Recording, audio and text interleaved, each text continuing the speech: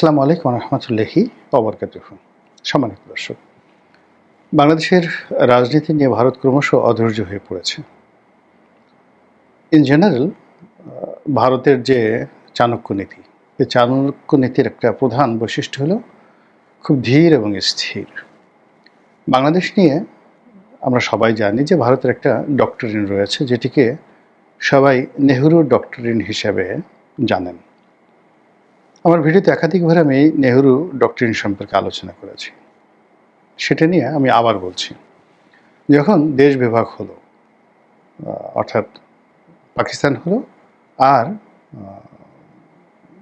ভারত হলো, তো ওই সময়টাতে জানেন যে কতগুলো এলাকাতে ভীষণ রকম দাঙ্গা শুরু হলো, বিশেষ করে কলকাতাতে এবং পাকিস্তানের পাঞ্জাবে। তো এই যে ভয়াবহ দাঙ্গা, সেই দাঙ্গার পরিণতির সম্পর্কে যদি আপনি একটু আন্দাজ করতে চান, তাহলে খুশবন্ত সিংয়ের একটা বিখ্যাত বই রয়েছে, সেটার নাম হলো ট্রেন টু পাকিস্তান। এটা পড়লে আপনারা বুঝতে পারবেন যে কি পরিমাণ ভয়াবহ দাঙ্গা হয়েছিল। আমাদের বাংলাদেশেও কিন্তু দাঙ্গা হয়েছিল, তবে সব এলাকাতে নয়, নোয়াখালীতে। এবং সেই দাঙ্গার পর, মানে এটা এতটা সিরিয়াস ভারতের কাছে ছিল যে সেই দাঙ্গার পর ইন 1946 সনে মহাত্মা গান্ধী তিনি মানে নোয়াখালীতে এসেছিলেন এবং সেখানে একটা আশ্রমও তিনি তৈরি করেছিলেন। এবং বলা হয়ে থাকে যে বাঙালিরা তার প্রতি এতটা বিরক্ত ছিল যে সেই আশ্রম থেকে সেই তার ছাগল বাঙালিরা নিয়ে গিয়েছিল, এরকম কথাবার্তা হচ্ছে। তো এনিওয়ে, তো এই যে নানা রকম যে দ্বন্দ্ব ফ্যাসাদ, দাঙ্গা হাঙ্গামা, এত কিছুর মধ্যেই বাংলাদেশ এবং পাকিস্তান, পূর্ববঙ্গ এবং পশ্চিমবঙ্গ নাম নিয়ে আলাদা একটা রাষ্ট্র হলো, আর ভারত একটা আলাদা রাষ্ট্র হলো। এখানে প্রথম গভর্নর জেনারেল হিসেবে মোহাম্মদ আলী জিন্নাহ আসলেন এবং তার অধীন একটা সংসদীয় গণতন্ত্র টাইপের একটা কিছু হওয়ার চেষ্টা হলো পাকিস্তানে। আর অন্যদিকে ভারতে প্রথম দিন থেকেই সেখানে পার্লামেন্টারি ফর্ম অফ গভর্নমেন্ট, এখন যেটা চলছে, এভাবে চালু হলো এবং সেই পার্লামেন্টারি ফর্ম অফ গভর্নমেন্টের প্রধান হলেন পণ্ডিত জওহরলাল নেহরু। তো ওই সময়টাতে সেই 1947, 48, 49, এই 3টি বছর ভারতের জন্য সবচেয়ে বড় সমস্যা ছিল মাইগ্রেশন। বহু সংখ্যক মানুষ ভারত ছেড়ে পাকিস্তানে আসছিল, মুসলমানরা। এর কারণ হলো ভারতের অর্থনীতি তখন ভালো ছিল না, আর বাংলাদেশ থেকে, পাকিস্তান থেকে কিছু সংখ্যক হিন্দুরা ভারত যাচ্ছিল এবং তারা বলতে গেলে বাধ্য হয়ে যাচ্ছিল। এর কারণ পূর্ববঙ্গ এবং পশ্চিম পাকিস্তান, এই উভয় অঞ্চলের যে আর্থসামাজিক প্রেক্ষাপট, এটা হিন্দুদের ফেভারে ছিল। কিন্তু সেই হিন্দু জমিদারি প্রথা উঠে যাওয়া এবং পাকিস্তান রাষ্ট্রের মধ্যে হঠাৎ করে উগ্র মৌলবাদ মাথা ছাড়াতে উঠছে, এই ভয়ে অনেক হিন্দু দেশ ছেড়ে দেখা গেল ভারতে চলে যাচ্ছিল। তো পাকিস্তান থেকে যে সকল হিন্দুরা, ইভেন শিখ যারা আছেন, অন্য ধর্মাবলম্বী মুসলমান ছাড়া, তারা ভারতে যেভাবে যেতে চাচ্ছিল, তাদেরকে নেওয়ার জন্য ভারত সরকারের একটা বিরাট বাজেট ছিল এবং বর্ডার একদম উন্মুক্ত ছিল এবং তাদেরকে সেই প্রত্যাগত পাকিস্তান থেকে যারা ভারতে যেতে চায় তাদেরকে রিসিভ করার জন্য ভারতের কর্মকর্তারা উন্মুখ হয়ে পড়ে থাকতো। তো সেই দিক থেকে পূর্ব পাকিস্তান থেকে যারা যাচ্ছিল, তারা ঠিক এই ওয়ার্ম রিসেপশনটা পায়নি, হিন্দুরাও পায়নি, এমনকি যে সকল মুসলমানরা খুব অল্প পরিমাণ যাওয়ার চেষ্টা করেছিল, তারাও সেই রিসেপশনটা পায়নি। অধিকাংশ সীমান্তে প্রায় বন্ধ করে রাখা হয়েছিল, যাতে সহজে বাঙালিরা যেতে পারে না। তো এই বিষয়টা নিয়ে যখন পণ্ডিত জওহরলাল নেহরুকে জিজ্ঞাসা করা হলো, তিনি তখন বললেন যে বাংলাদেশের যে জন্মটা, এটা হয়েছে একটা বাই অ্যাক্সিডেন্ট, এটা হওয়ার কথা না, এটা ভারতের অংশ ছিল, আগামীতে ভারতের অংশ হবে। ফলে ওখান থেকে যারা আসছে তাদের তো আসার দরকার নেই, আমরা আর কিছুদিন পরে যখন ওটা ভারতের অংশ হয়ে যাবে, তখন তো তারা ওই দেশেই থাকতে পারবে ওদের মতো করে, কাজেই এখানে এই মাইগ্রেশনটা আমি আসলে অ্যালাউ করব না। তো এই যে তার যে মন মানসিকতা, এই মন মানসিকতার উপর ভিত্তি করে যে একটা ডক্ট্রিন তৈরি হয়েছিল, সেটিকে বলা হয় নেহরু ডক্ট্রিন। এবং যখনই নেহরু ডক্ট্রিন হয়েছিল ঠিক একই সময় কিন্তু বার্মা অ্যাক্ট, এই যে মায়ানমার অঞ্চলে যে আমেরিকার আধিপত্য, এটাও কিন্তু ওই সমসাময়িক, অর্থাৎ বলা হয়ে থাকে যে নেহরু ডক্ট্রিনের সময়কাল 1953 সন, আর বার্মা অ্যাক্টেরও সময়কাল 1953 সাল, একই সঙ্গে কিন্তু দুটো জিনিস হয়েছে। তো সেই বার্মা অ্যাক্ট যেভাবে এখন এই 2025 সনে এসে আমাদের গলার কাটা হয়ে দেখা দিয়েছে, আমাদের স্বাধীনতা সার্বভৌমত্ব নিয়ে টানাটানি শুরু হয়েছে, একইভাবে নেহরু ডক্ট্রিন বাস্তবায়ন করার জন্য ভারত কিন্তু এই সময়টিকে সবচেয়ে তারা মোক্ষম এবং উল্লেখযোগ্য সময় হিসেবে মনে করছে। আমরা 1971 সনে মহান মুক্তিযুদ্ধে ভারতের অবদান অবশ্যই অস্বীকার করি না, কিন্তু তার সঙ্গে সঙ্গে আমাদের কতগুলো ভয়, দুটো মেজর ভয়। একটা হলো হায়দ্রাবাদে যে ঘটনা ভারত ঘটিয়েছে, আর সিকিমে যে ঘটনা ঘটেছে। এই দুটো প্রদেশ বা রাজ্য, দেশীয় রাজ্য, তারা যেভাবে দখল করে নিয়েছে, এটা আমাদের জন্য আতঙ্ক। অন্যদিকে কেন্দ্রীয় সরকার যেভাবে কাশ্মীরের উপর জুলুম অত্যাচার করে মুসলমানদের উপর, যেভাবে আসামের মুসলমানদের উপর যেভাবে জুলুম অত্যাচার করে, সেদিক থেকে আমরা বাংলাদেশে যারা আছি, আমাদের জন্য ভারত সবসময় একটা মানসিক যন্ত্রণা তৈরি করে রেখেছে। ফলে এই বাংলাদেশে সেই 1947 থেকে এখন অবধি ভারত বিরোধী একটা মনোভাব কিন্তু সবসময় ছিল। আর অন্যদিকে যারাই ভারতের পক্ষে দাঁড়ানোর চেষ্টা করেছেন বা যাকে বলা হয় ভারতের তাবেদার হওয়ার চেষ্টা করেছেন, ভারত বন্ধু হওয়ার চেষ্টা করেছেন, আমাদের দেশের সাধারণ মানুষ তাদেরকে কখনোই স্বাভাবিকভাবে গ্রহণ করেনি। তো এনিওয়ে, সেই কাগজ কলমের যে কথা, সেই কথার বাইরে যেটি হলো যে যেহেতু আমরা একটা ল্যান্ড লক কান্ট্রি, আমাদের সমুদ্র আছে, কিন্তু সমুদ্রের মহীসোপান পাড়ি দিলেই যে জলভূমি, সেই জলভূমির উপর ভারতীয় নৌবাহিনীর একছত্র আধিপত্য। ভারত যদি আমাদের কর্ণফুলীর মোহনায় যে মহীসোপান রয়েছে তার একটু অদূরে তাদের নৌবাহিনী মোতায়েন করে, তাহলে আমরা একটু নড়তে পারবো না। আবার অন্যদিকে নাফ নদীর যে অংশটি গিয়ে বঙ্গোপসাগরে মিশেছে, কক্সবাজার থেকে শুরু করে সেই টেকনাফ যে অঞ্চলের সঙ্গে মায়ানমারের সীমান্ত রয়েছে, সেখানে মায়ানমার আর্মি, মায়ানমার নেভি, তারা যদি সেখানে শক্তি প্রয়োগ করে, আমরা এখনও সেটা মোকাবেলা করার মতো অবস্থায় আছি কিনা এটা বাংলাদেশ নেভি বলতে পারবে। কিন্তু নেভির বাইরে গিয়ে যদি এয়ার ফোর্স বলেন, তারপরে মিলিটারি ফোর্স, যেটাকে আমরা স্থলবাহিনী বলি, আমরা এখন মায়ানমারের চাইতে অনেক অনেক পিছিয়ে আছি। তাহলে চিন্তা করুন যে সমুদ্রে একদিকে মায়ানমার, একদিকে ভারত, এটা বাদ দিলে আমাদের চারিদিকে যে মানে দেশগুলো রয়েছে, সেই দেশ মায়ানমার বলেন, আরাকান আর্মি বলেন, ভারত বলেন, সব মিলিয়ে it's a land lock country. তো ভূমি দ্বারা আমাদেরকে একেবারে তালা চাবি দিয়ে আটকে রাখা হয়েছে, এবং যার একটা বিরাট অংশ, সম্ভবত 98% আমাদের সীমান্ত ভারতের সঙ্গে। তো সেই ভারতের সেই সীমান্তে থাকার কারণে আমাদের মধ্যে আতঙ্ক, ভয়, আবার ভারতের যে দাদাগারি, এটা আমাদেরকে মেনে নিতে হয়েছে। যারা এই রাষ্ট্র ক্ষমতায় এসেছেন কিংবা আমাদের সেনাবাহিনী যারা আছেন, তারা খুব ভালো করে জানেন যে আমাদের সঙ্গে যদি ভারতের মানে কন্ট্রাডিকশন অ্যান্ড কনফ্লিক্ট হয় মিলিটারি পয়েন্ট অফ ভিউ, আমরা কতক্ষণ টিকে থাকতে পারবো। এটা আপনি আমি না বুঝলে, আমরা অনেকে জিহাদ করতে চাই, অনেকে যুদ্ধ করতে চাই, কিন্তু আমাদের সেনাবাহিনী তারা খুব ভালো করে জানে যে এই মুহূর্তে ভারতের সঙ্গে বা মায়ানমারের সঙ্গে যদি আমাদের সত্যিকার যুদ্ধ লাগে, তাহলে আমরা কয় ঘন্টা, কয় দিন, কয় বছর টিকতে পারবো। মধ্যপ্রাচ্যে হামাস যে কাজটা করছে বা হামাস যেভাবে পারছে, আমাদের এই ধরনের যুদ্ধের ইতিহাস, হামাসের এই যুদ্ধের ইতিহাস অন্ততপক্ষে 6-7 হাজার বছর আগের, মানে বংশগতভাবে, জেনেটিকভাবে তাদের মধ্যে সেই যুদ্ধের অভ্যাস আছে। হুতিরা যুদ্ধ করছে, তাদের একই অবস্থা। সেই ইয়ামেনের হাদ্রামৌত থেকে শুরু করে সিরিয়া, সেই সিরিয়ার বনু মামালিক, তারপরে আপনার এখানে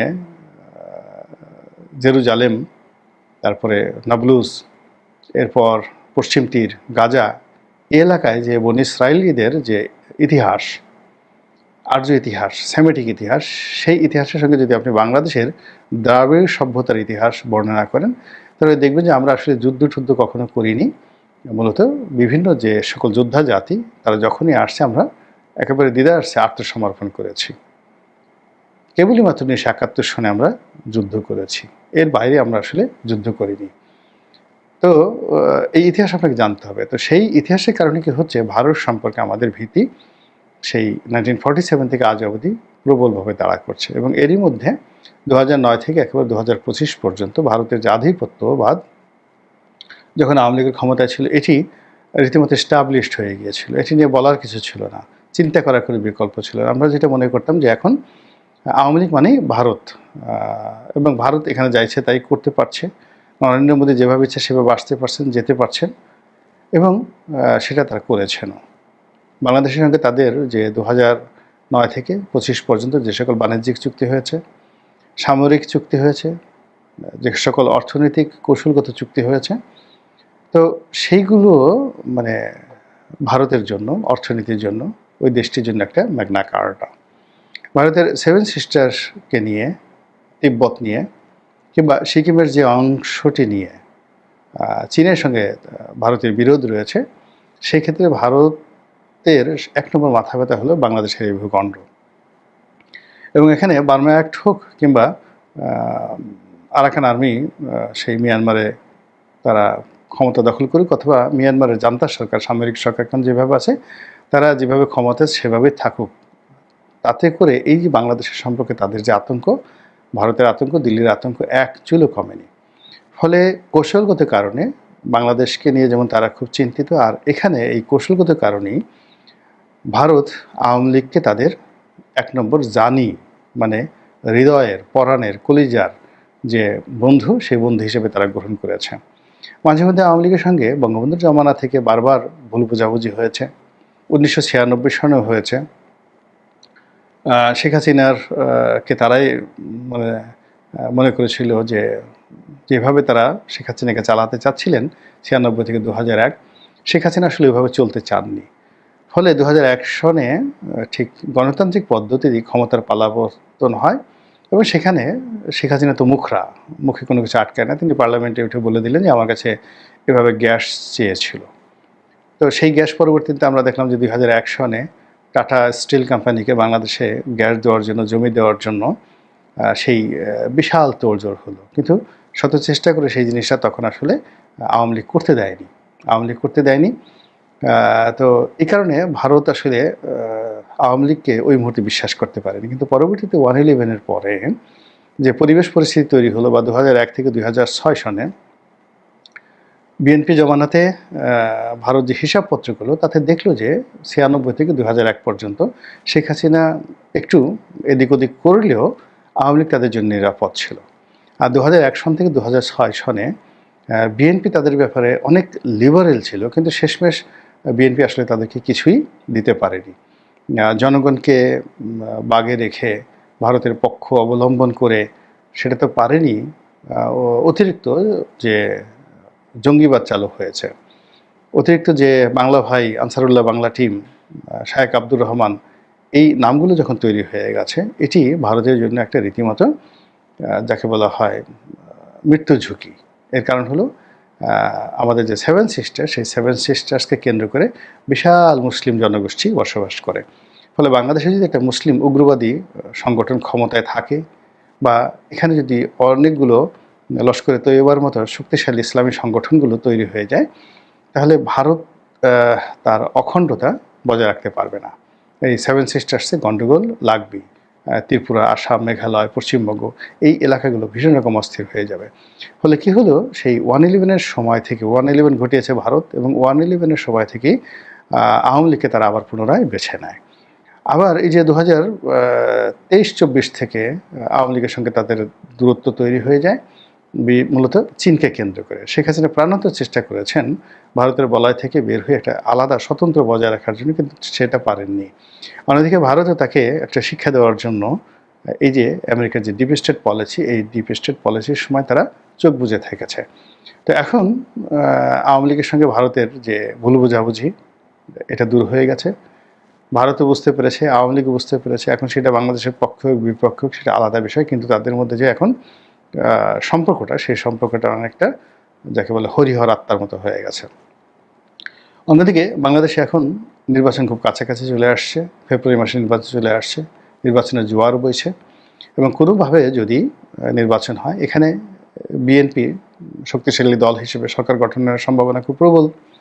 আর এখানে জামাত এই গত 14 মাসে এতটা শক্তিমত্তা অর্জন করে ফেলেছে যে বিএনপি যদি জয়লাভ করেও সেই সরকার কতদিন টিকবে এটা বলা যাচ্ছে না, কিন্তু বাংলাদেশের রাজনীতিতে জামাতের প্রভাব একেবারে জ্যামিতিক হারে বাড়তে থাকবে। এবং 6 মাস পরে, 1 বছর পরে, অর্থাৎ নির্বাচনের 6 মাস বা 1 বছর পরে যদি আবার বিএনপি সরকারের পতন হয় এবং জামাত যদি একটা ইসলামী বিপ্লব ঘটিয়ে ফেলে এবং তারা যদি আবার রাষ্ট্র ক্ষমতা আসে, এটা ভারতের জন্য একটা জাস্ট লাইক এটা দ্বিতীয় আফগানিস্তান হয়ে যাবে এবং ভারতের জন্য মানে এতটা বিব্রতকর যে ভারতের বড় বড় নেতাদেরকে এসে জামাতের আমিরের পায়ের কাছে এসে বসে থাকতে হবে। এবং এটা যে বিএনপিকে ক্ষমতায় আসার পর দ্বিতীয় বিপ্লব হবে, নট লাইক দ্যাট, এই বিপ্লবটা এখনও হওয়ার সম্ভাবনা দেখা দিয়েছে। এটাই হলো ভারতের যে সকল থিঙ্ক ট্যাঙ্ক রয়েছেন, পত্রপত্রিকা রয়েছে, গোয়েন্দা সংস্থা রয়েছে। তো গোয়েন্দা রিপোর্ট আমরা জানি না, কিন্তু ভারতের পত্রপত্রিকা, মিডিয়া, ইউটিউব, সোশ্যাল যে সকল মিডিয়া রয়েছে সেখানে যে সকল আলাপ আলোচনা হচ্ছে, এইভাবেই আসলে ভারত বাংলাদেশকে চিত্রিত করার চেষ্টা করছে, যেখানে একটি দক্ষিণপন্থী গ্রুপের দ্রুত উত্থান হচ্ছে এবং এই উত্থানটা তাদের উত্থানটা আগে হবে, তারা রাষ্ট্র ক্ষমতা আগে দখল করবে না বিএনপি ভোটে বিজয়ী হয়ে রাষ্ট্র ক্ষমতা লাভ করবে, এই বিষয়টি 50-50 এখনও পর্যন্ত বলা যাচ্ছে না। আমরা বাংলাদেশে বসে অনেক কিছু আমরা যেভাবে দেখি, আসলে বিশ্ব মিডিয়া বা বিশ্বের যে কূটনৈতিক সূত্রগুলো তারা অন্যভাবে দেখে। তো সেই দিক থেকে যদি বিএনপি ক্ষমতায় আসে, সেটাও ভারতের জন্য একটা বিরাট সমস্যা, বিকজ বিএনপির সঙ্গে এখনও পর্যন্ত তাদের কূটনৈতিক লেভেলে কোনো সমঝোতা হয়নি। বিএনপি ক্ষমতা আসার পর হয়তো একটা সমঝোতার চেষ্টা হবে, কিন্তু সেটা যে ফলপ্রসূ হবে, নট লাইক দ্যাট। অন্যদিকে জামাত বা অন্যান্য যে সকল ইসলামপন্থী তাদের সঙ্গে হয়তো সম্পর্ক আছে, কিন্তু এই সম্পর্কটি দিল্লি আসলে হজম করতে পারবে না, কোনো অবস্থাতে হজম করতে পারবে না। ফলে কি হলো, দিল্লি এবং ভারতের যে সকল মানে ডিপ স্টেট ক্রিয়ানক তৈরি করার যে মেশিনারিজগুলো রয়েছে অন্যান্য দেশে, তো সেটা এখন বাংলাদেশের উপর একেবারে তাদের সর্বোচ্চ শক্তি নিয়োগ করেছে এবং খুব দ্রুত তারা জানে যে বাংলাদেশে একটা রাজনৈতিক পট পরিবর্তন অবশ্যম্ভাবী। তো সেক্ষেত্রে যেন ভারতের স্বার্থ সংশ্লিষ্ট যে বিষয়গুলো সেগুলো যেন প্রাধান্য পায়, তার জন্য ভারত এখন বলতে গেলে কোমরে গামছা বেঁধে বা উঠে পড়ে লেগেছে। আর এতে করে কার কপাল পড়বে আর কার কপালে রাষ্ট্রিকা দেখা দেবে, এটা বোধহয় আমার বলার দরকার নেই, আপনারা ইতিমধ্যে সেটা বুঝতে পেরেছেন এবং তার কিছু নমুনা রাজপথে, প্রশাসনে